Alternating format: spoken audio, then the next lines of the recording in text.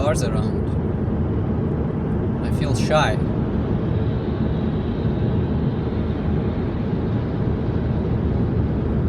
I don't dare to speak.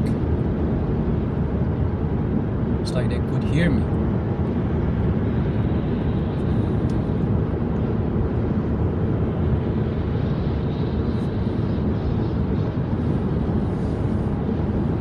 Also, it is that I don't have something really certain to say it out loud. I have some things. I'm having some conversations in my mind, but I think it's not so fun to verbalize them because they are already happening. So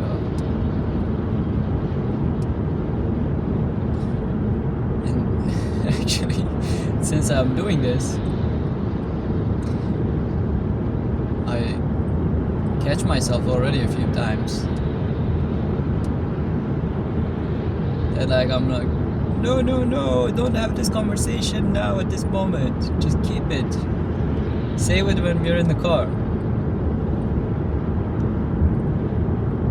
Because like, for example, while I was cooking today,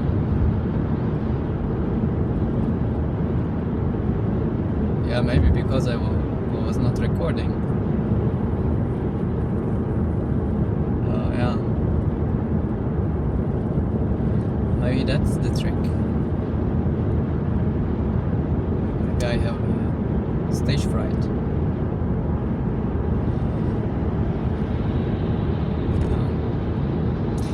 Yesterday I went fishing. I took a car ride. It was more than an hour. Almost nothing. I couldn't catch any fish. Nothing. Almost zero. Even though I try a different route, yeah, nothing, almost nothing wanted to move. And actually, if I would talk, that would be my first talk for that day. So I worked from home yesterday.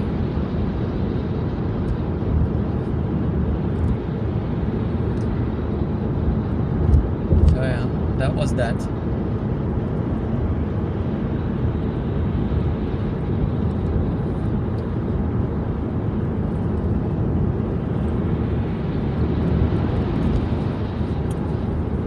This morning I went to swimming. I live where I live now almost for 6.5 years. And since I moved there is a swimming pool in the neighborhood, like a complex.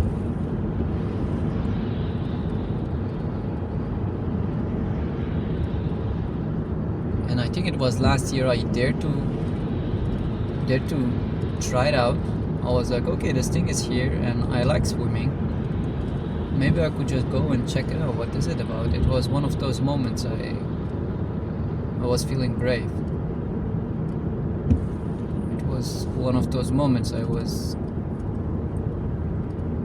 in the mode of discovery. I was exploring new things.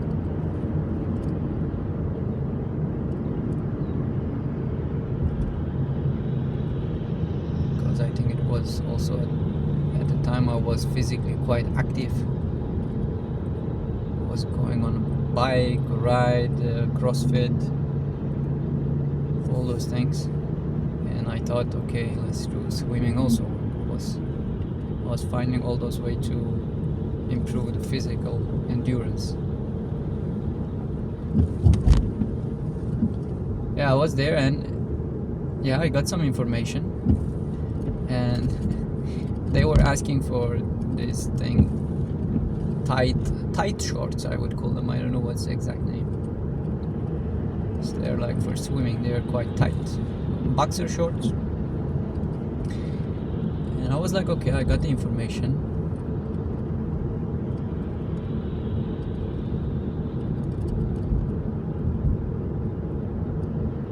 But I don't remember remember exactly why, but that plan didn't went through. Didn't go through. I didn't. I wasn't motivated enough to wear those shorts or find them, do the shopping for them, etc. So that just stayed that way. And now recently, I have a colleague that sometimes outside of work I also hang out with. He moved to the same neighborhood, and he told me he already tried a swimming pool, and he suggested that we could go together. It was last week, and the agreement was for this Saturday morning.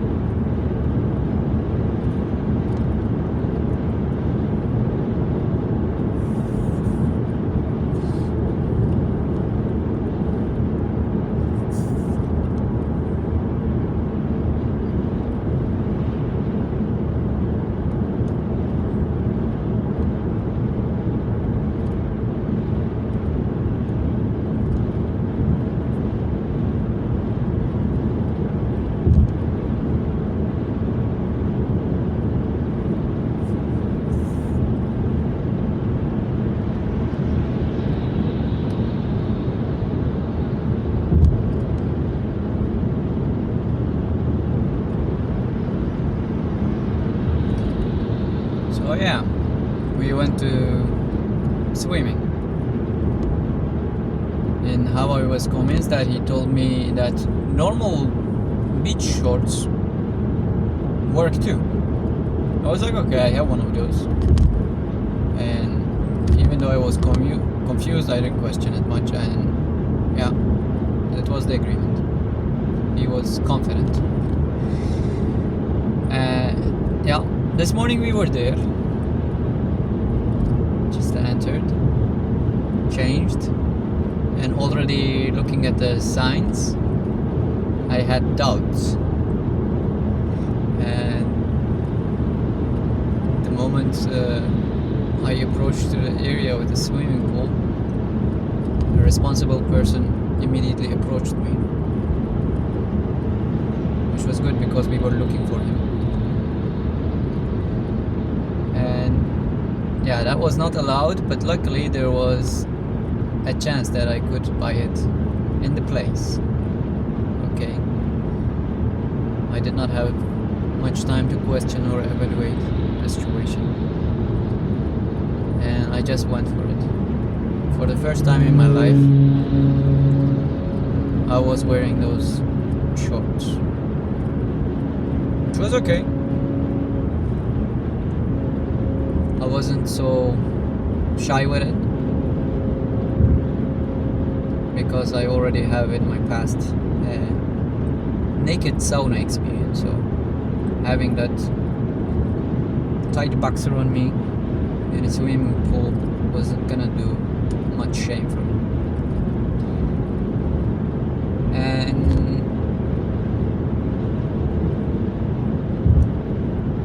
yeah, another thing that I would like to add here, for the lockers in the place,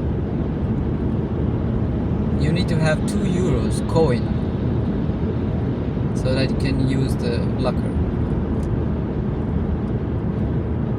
Normally I just have like banknotes, paper cash. But it was some weeks ago when I went to this Bioplanet shopping where I described the experience that I didn't know what I was doing, and I couldn't buy a bell pepper at that point. And that day there was something wrong with the card payments, and I had to use cash, and I had to use this €5 discount, etc., to go above 50, blah blah. That day I gave 50 and I got €2 back. Coin, €2. And that was in my jacket's pocket. Once in a while that I would put my hand and I would see it's there again. And I was thinking that maybe I should leave this home because I have a small bowl that I put those coins. Or maybe I should leave it somewhere in the car that it could be useful. But it took me a few days and still it didn't happen. And this morning I still had it.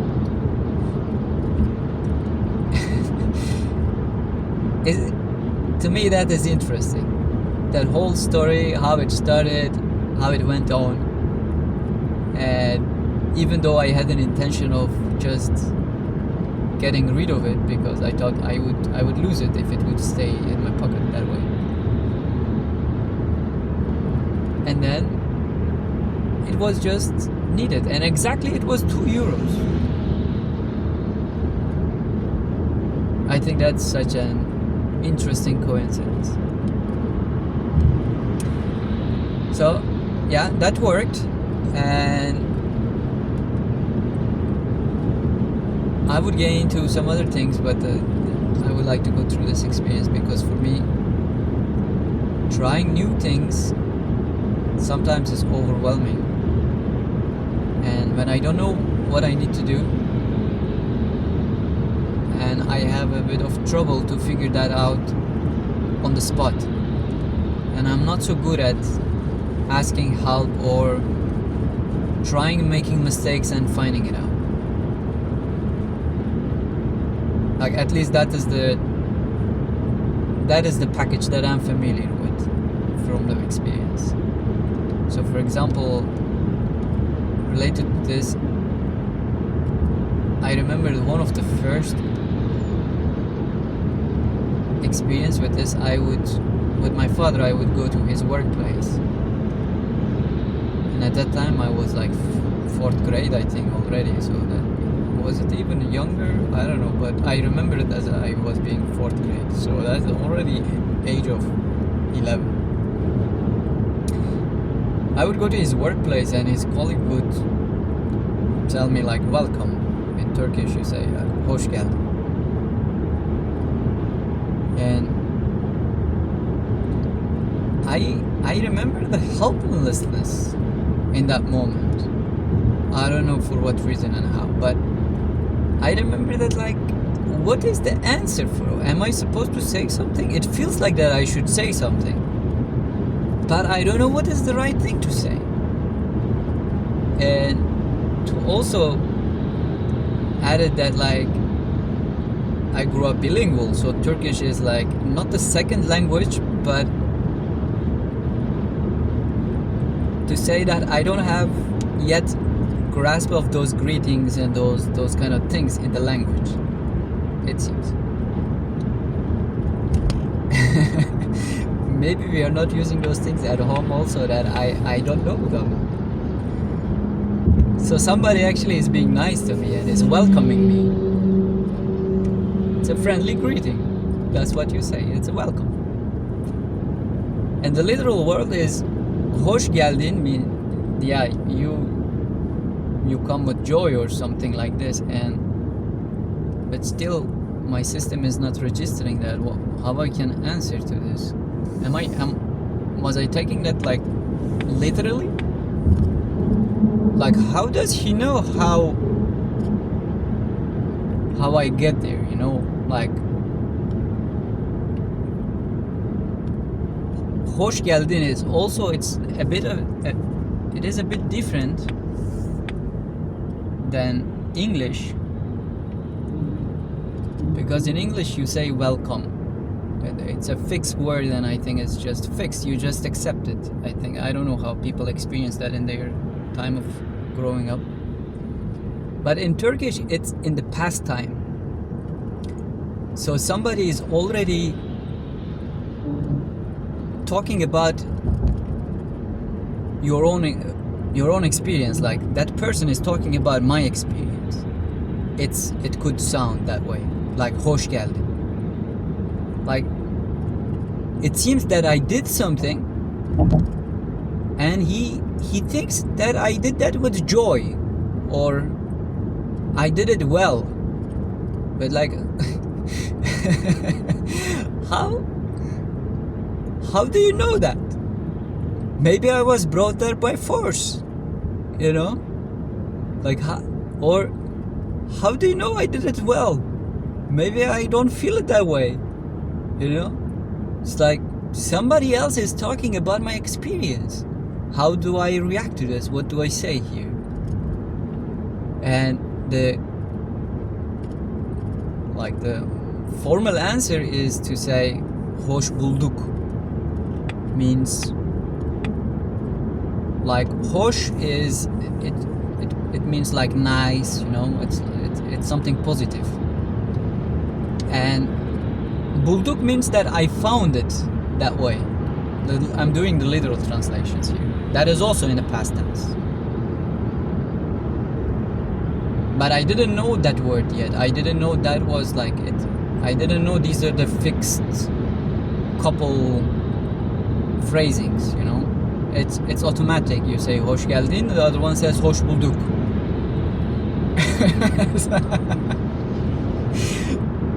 I didn't have the second one.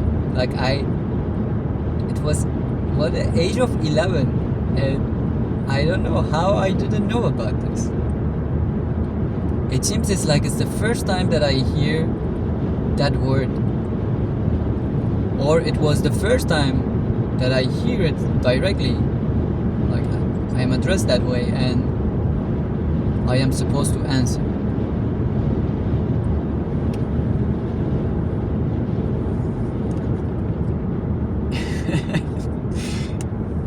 And what I remember that I couldn't do it.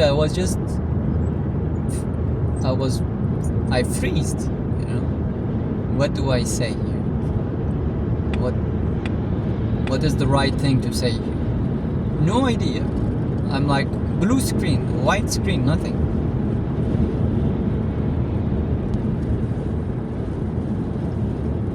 And yeah, that is one thing. Yeah, I was talking about those experiences where on the spot I didn't know what to do. And I remember another one, this is of course years later, is a bit indifferent, but still it's one of those things that it fits into this category.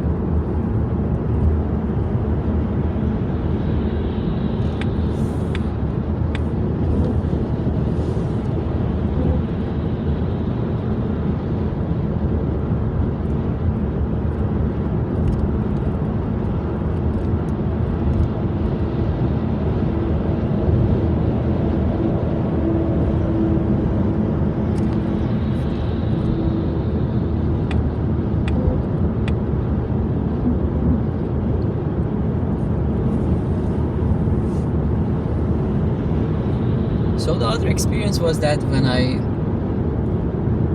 start to work after graduation, and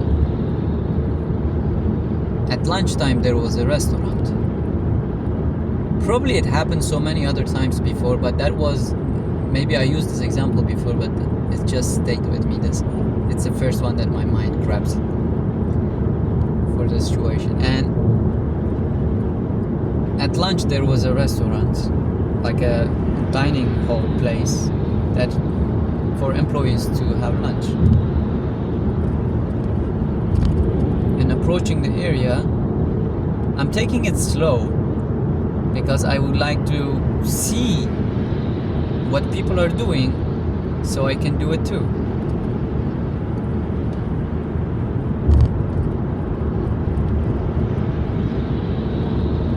It seems from this what I can say that it doesn't seem that I want to try, fail, or ask somebody,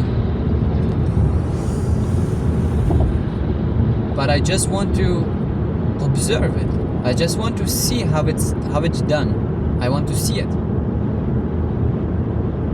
Once I see it, I can follow it. It's like I don't know exactly why that's happening or how it's happening and why that's happening that way.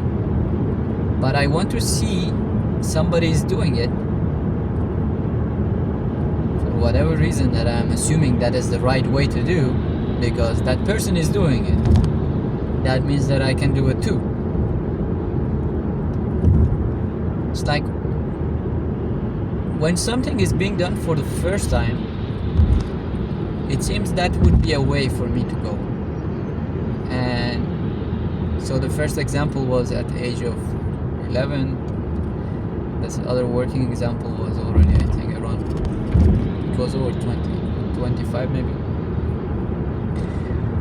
And yeah, it's what this thing that we're talking about now, it's 35. So it's like every 10 years. And so also today my guide, it's like if you would think it as a machine learning, like I had some training data on the spot. It feels like I'm one of those robots that if I haven't done anything in my life, I don't know how to do it. Like somebody needs to give me that information. It's like I need that training data. And in this case, the other robot who knew how to execute this, he showed me. I saw it, I was following his lead. And yeah, eventually I was in the pool. I was completely in the water, which was nice. And I think that is for many people it's like this. I don't know for grown up. Some people, it's like they know everything from the moment they were born. It's more obvious with children, small kids, that when they go in some new environment, when they meet some new people, it will take a bit of time for them to just be themselves. I think that's easiest to observe, to see that, like when you visit some friends or relatives with a kid for the first time, you will see it. For them it's gonna take a few, maybe hours, or like some time before they will be completely comfortable and like act like themselves. Before that, you will see there is some difference in their behavior, because they're scanning the environment probably. It's like they're evaluating the situation. Is this a safe place? It's like maybe unconsciously, I don't know. Probably that's happening with the grown-up, but maybe it's less obvious. Maybe people in time, they smoothen that out and it's less visible. So maybe that's why when I look at them, it feels like they do this for the first time in their life. Not the first time, like they knew this already, even though it's the first time they're doing it. And for me, that is still that way. When something is for the first time, or if it's not a similar experience that I had, so it's gonna be slow. I'm gonna scan the environment, look what people are doing, how they're behaving. It's like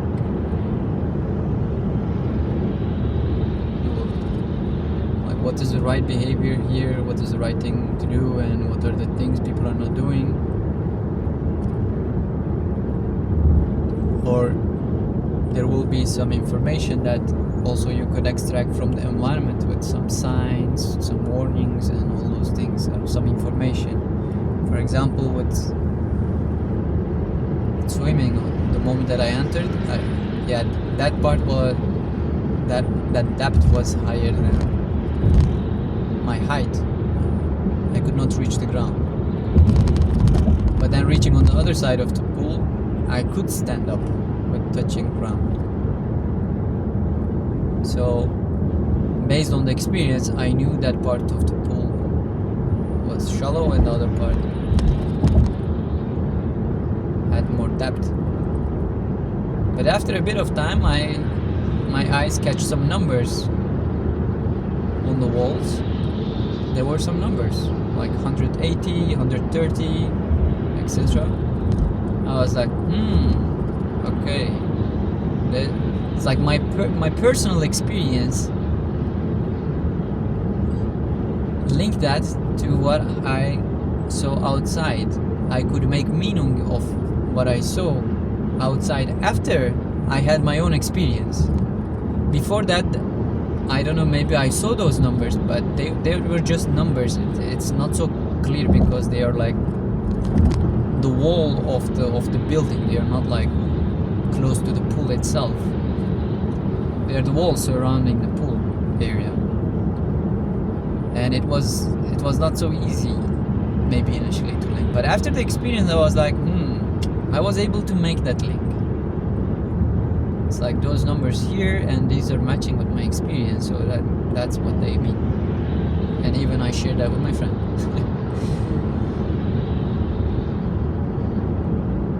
So that is two different ways of learning that now where what I'm talking about. One of them is like just observing another person, actually maybe even more. One of them is to just understand the information which is already presented, not in the behavior of other people, but in terms of maybe pictures or text, which were available a lot in this particular place.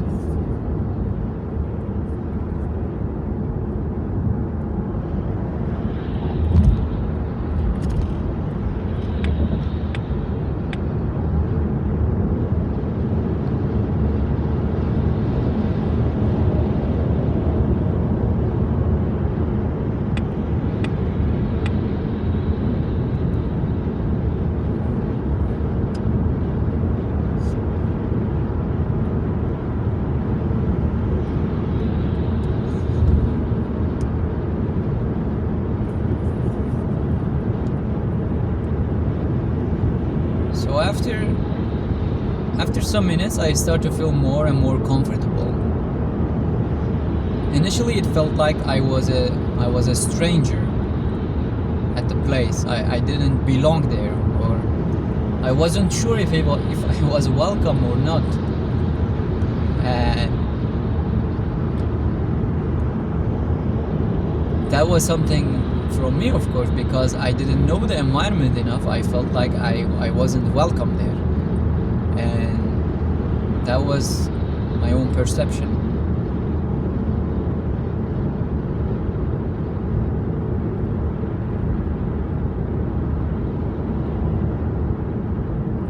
And then I could see, as the time went on, like those small children are small, I don't know why I'm saying small children.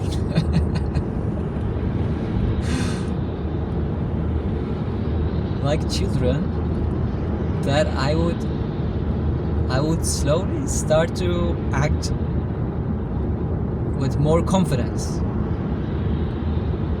because I observed the environment a bit. I learned from other people. I learned from experience, from the reading information in proximity, and I was able to make more comfortable moves. Like that is the point that I would start to experiment. That is like the time that discovery will start. Because I am doing something for a while and nothing is happening. So that means that's fine. That is in the pocket. What else can I do here? What else is allowed? What else is not allowed? So we were swimming we were sharing the same lane in the pool to give space to other people also. There were lanes. But then I moved to the other empty lane, because why not? I was brave enough, so I was able to put some distance between me and my friend. So I gave him that lane and I moved on the other lane. And I started to use my other skills in swimming. I'm not so good, but at least I know different ones. So instead of swimming on my chest, I could swim on my back. Oh, okay. So now slowly my attention was moving from the environment, was moving towards myself, because the moment that I entered the environment, it was like my whole attention was invaded by this new place. And there was so much thing was going on. It's like I have a slow processing unit, you know, for in terms of software engineering. Like in some cases when the computer or the machine is running the code for the first time, it's gonna be the slowest, because it's running that code for the first time. It doesn't know what's gonna happen some lines ahead. But there are some techniques as the code runs that the machine is able to optimize that and to use its resources a bit more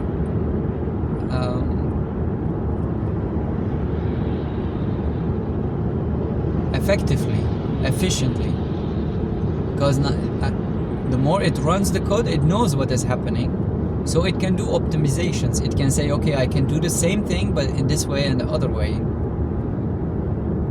So it seems when I enter in such a new environment, my processing is slow, the CPU is slow,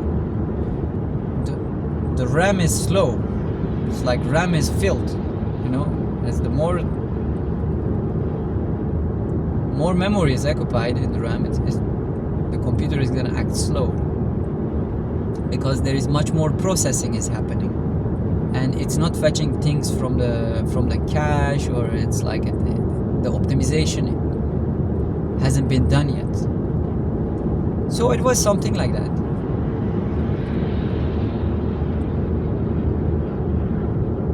And then later I wanted to discover around. There were some other things that we could do.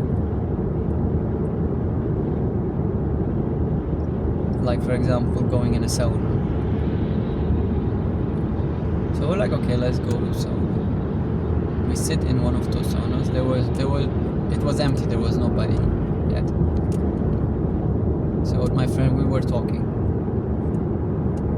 And then slowly people came in, so we were sharing that space, that room,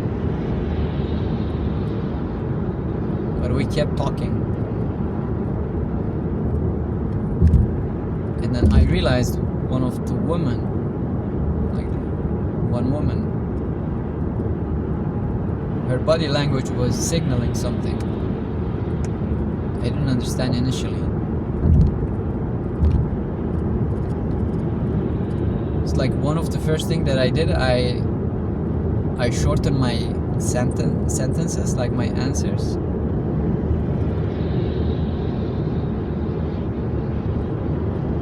And I was more like listening, because I had to divide my resources. Two things were happening. Like, now it was not just my friend was talking, I wasn't having a conversation. I also had to watch this woman. She was doing something. I didn't know yet what was it. So in some sense I can say my mind was divided in two. The half was busy with the conversation, and another half was trying to understand what was the deal with this woman. And slowly I understood that because we were talking English in a Flemish or Dutch speaking place, mostly Flemish, and was it because we were foreigners? That was one of the first doubts that appeared. And then I was like, are we supposed to be quiet here? Because it was a room that we were sharing with other people. And then I lowered my voice without saying anything to say, my friend. I lowered my voice. I shortened my answers.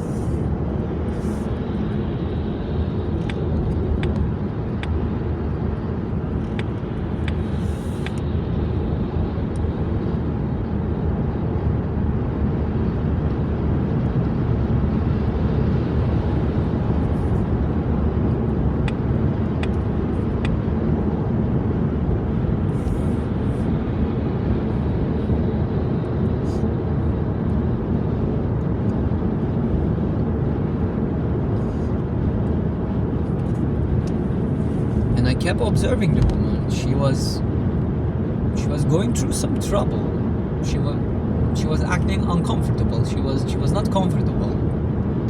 She was irritated. She was annoyed. But what was it?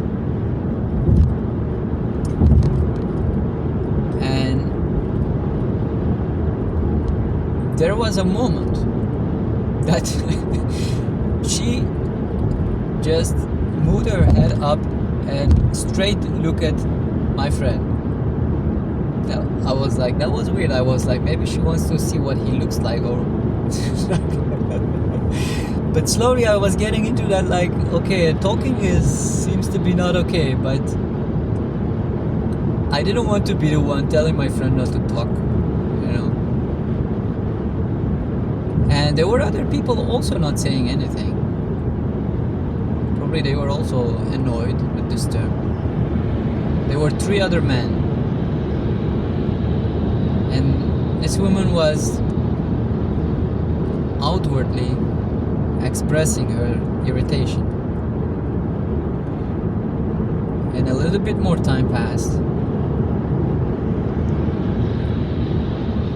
She made this shush thing with her hand on the lip, like nurses.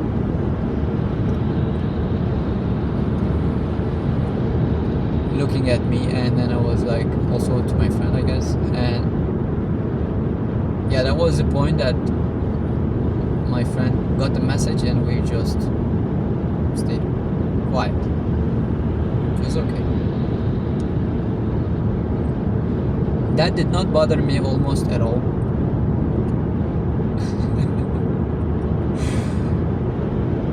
But like that woman,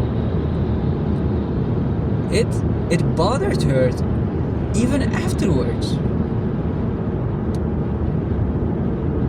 She made her request silently initially, using body language. I mean, initially it was her irritation she was expressing with her body. But in the next, she expressed her need using body language. It was clearer what she wanted, or what she was expecting of us. And then there was no discussion and nothing from our side. At least not from my side. And what I know from my friend, he was also carried. But her irritation of that woman continued until she left the room. And I think even afterwards she was complaining to her husband. I did not follow it that much, but maybe slightly I saw that. She, like but that is sad.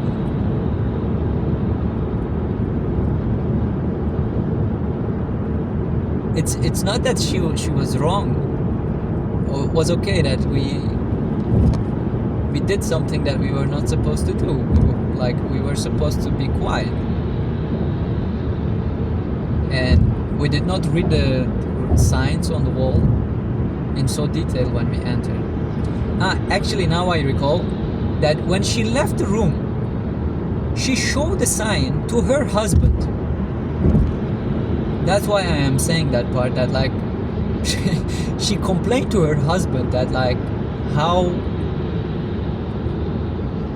disrespectful that we are. I don't know how she labeled us, but her irritation went on. And I'm not saying sad to underestimate her, or like really, it's like I know it from inside that it was sad in a way that like her irritation was going on. I mean, starting part, even that one is another thing, but her irritation went on even after we accepted, we respected her request. And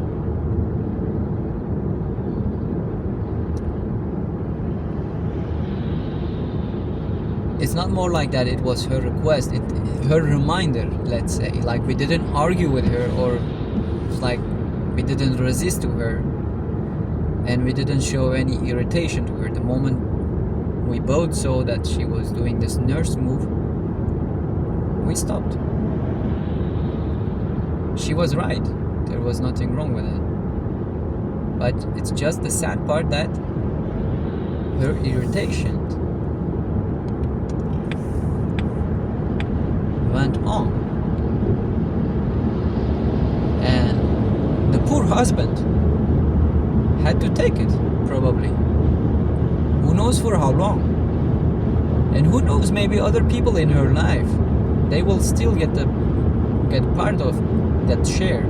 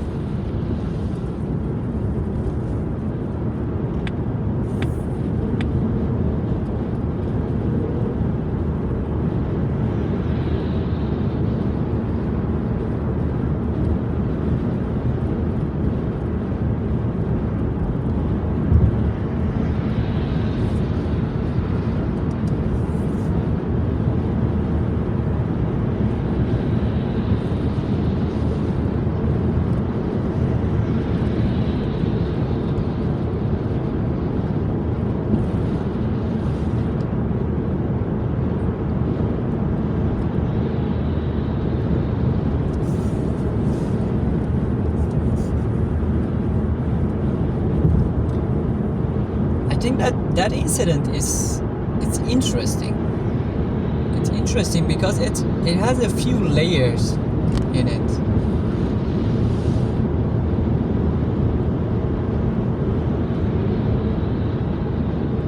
And I think it's interesting to see those layers.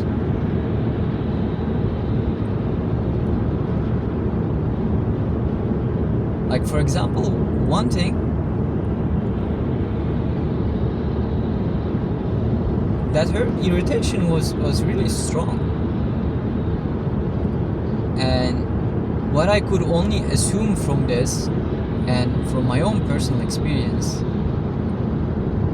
that her irritation was not to that incident, like that case that we were doing, because to me I could say that her reaction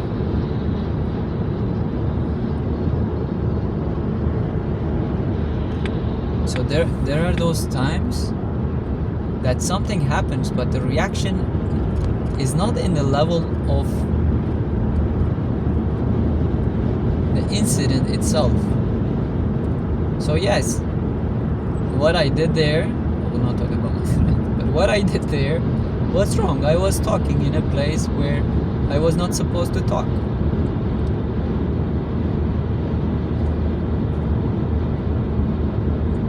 But her reaction was quite strong. I could only assume from that. she was not reacting to that. If I would dare to generalize, it was just like she was reacting to that expectation that she might have that people are supposed to act in some ways, or things should happen in some ways, and when they are not happening, it seems that she's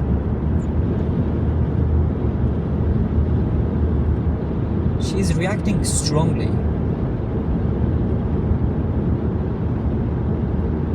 Here it's important that, like, I'm not saying that she should not react or do something about it. It's just her reaction, it's strong. It's like you want to move a small stone, but you're bringing a machine to move one of those containers out of a ship. Something like that. Maybe even, yeah. To just make my point. And what I could say from this, that, like, yeah, she was irritated probably, but I could only say that she carries some amount of irritation with her already, even before she get to the place. Just there what happened, what we did with my friend, just give her irritation a container, like a flame, so that would play it out.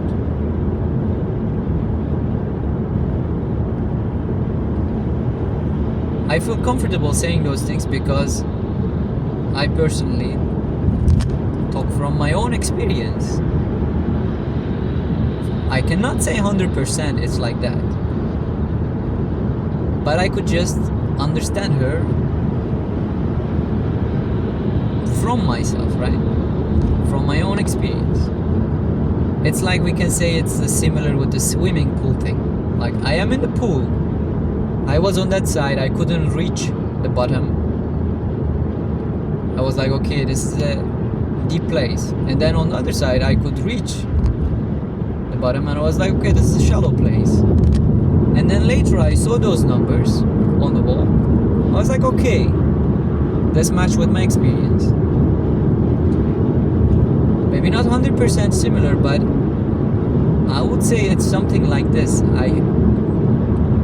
I know that from the experience, and now when I see those numbers, when I see her behavior, I can only say, okay, this matches with that. This is what she's also going through. This is what she's also experiencing.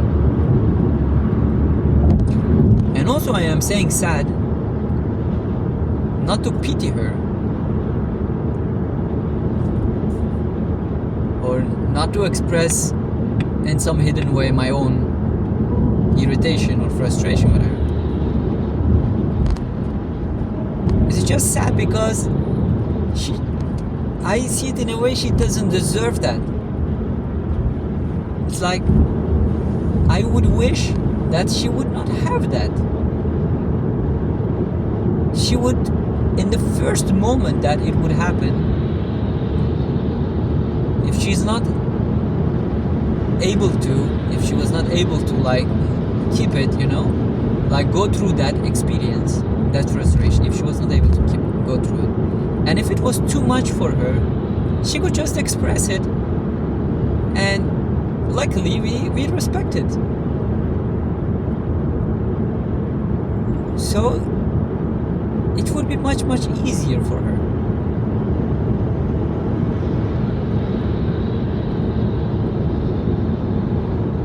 It's like this is what you would call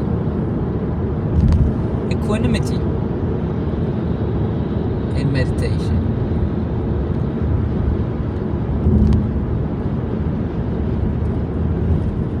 It's like, for example, if I would look in the past, I would also be frustrated. I would not express that in a body language. Not in, I mean, body language also has like different layers. It's like the way that your body will move. I mean, your legs, you know, that would express your discomfort. For me, I think the body language would work in a way that I would have a face for that.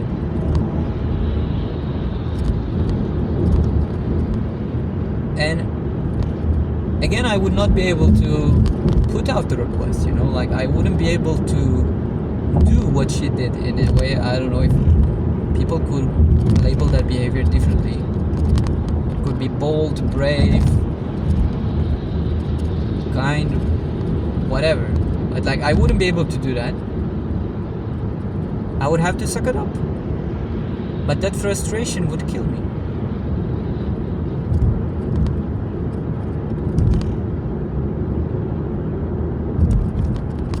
Nowadays, I think with the meditation experience, with meditation practice,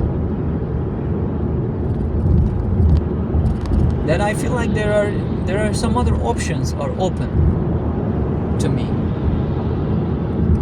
One of them, I could just sit and observe the frustration. I'm frustrated by this. I feel frustration. I could observe. Or I could respectfully raise a request, you know, like just make a request, tell them. I could tell them. But of course, here again, when you tell them, in the past, if I would tell them, it would not come out as a request. Maybe it would come out as a demand, or it would come out as an initiation of conflict. Like, you should not talk here, and you're talking here, and if you don't shut up, I'm gonna make you shut up. So, something in that way. That is dangerous. That's not a request. That's an invitation for a war, for a conflict.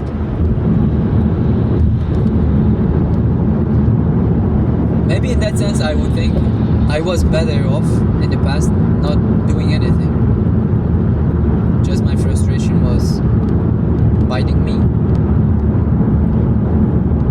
And nowadays it feels, if I would not just sit and observe the situation, I feel I could make a request. And in a way, it could be that your starting point, what is pushing you into action, it would make it clear if this is a request, if this is a demand, or if this is an invitation for a war. All that.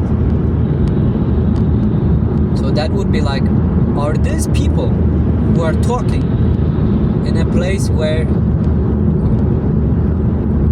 you're not supposed to talk, are they aware of this rule and they're doing it despite of it?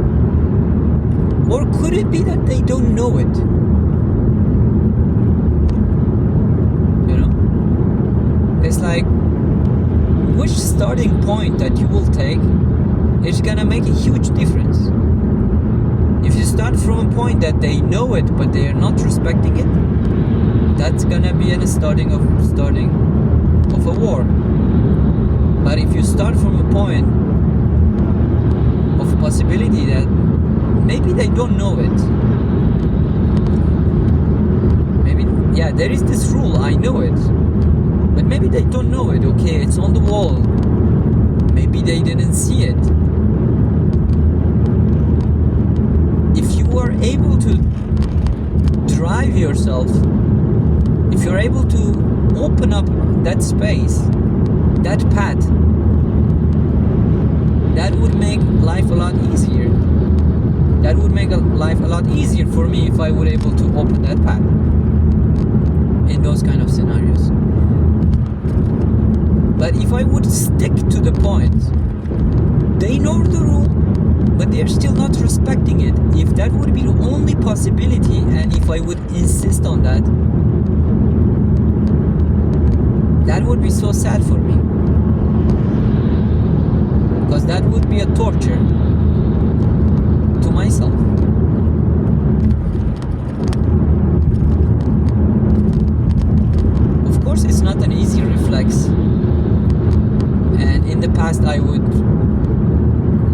basically I heard this already before, but I either I was not able to apply it or I rejected it completely. How could it be?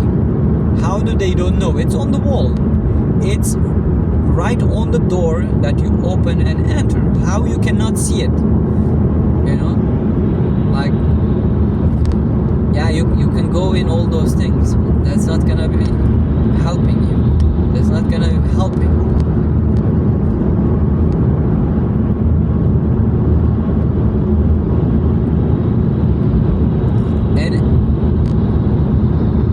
And another interesting thing in that incident for me, the level of comfort that I have about it. Like, I know in the past I would react strongly. I would feel bad. I would like, how I didn't know that, you know? Yes, indeed, it was on the wall. You see, this is interesting because like I am using the same arguments that she was using for a different purpose, but I'm using it from the other side. How I didn't see that? You see, like, in one way that she was blaming me in those way of saying it, and now if I will use those arguments, I am blaming myself. Am I blind? How I cannot see that rule, that warning, that visual sign on the door where I am walking in? How could it be? I would have a hard time to forgive myself for making that mistake, and I would feel ashamed that I didn't know that social rule. I didn't know there in that place you're not supposed to talk, and you're just learning this through a person, through a warning. Oh my God, that's so shameful. That's a big failure, and I would feel bad, and that would take me hours, days, and it would come back maybe later, and still it would make me feel bad. But like at this time, nothing happened. And actually now, compared to the other situation, that I would have to process this, I wouldn't be able to process this in real time. I would have to process this later. It would take days.